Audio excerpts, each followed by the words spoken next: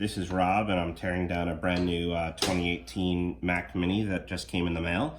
I have a trusty set of tools, iFixit tools, that I just got from Fry's. Yeah, Slick Deals, but Fry's. Well, you found it in the Slick Deals app. That's right, I did. So first thing we got to do is this isn't like the older Mac Minis where you just had you were just able to twist it off. You need this kind of thing that looks a bit like a bottle opener, although it's not. And it just lets you slide around and pop this off. Very easy, kind of once you know what you're doing.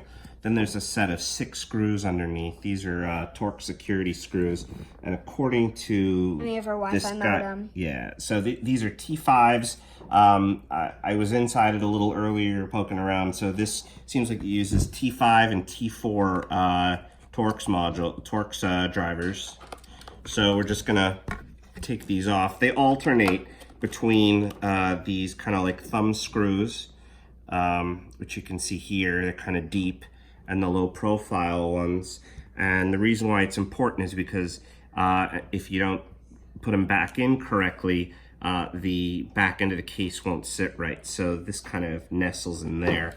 So I'm just gonna go ahead and remove them all. You don't really have to keep them in order, just as long as you remember that they alternate. It doesn't appear like there's any depth to them necessarily, so it doesn't really matter what order they go in, just along that they go in alternating order.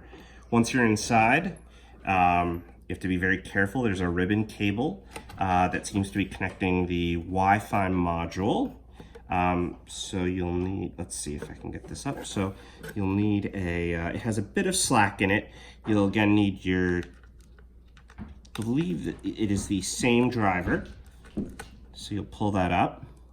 Just keep that off to the side, separate. And then you'll need a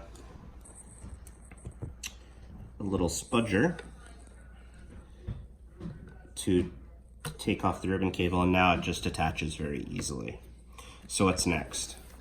All right, so now we have the heatsink fan assembly. So I'm gonna be installing RAM.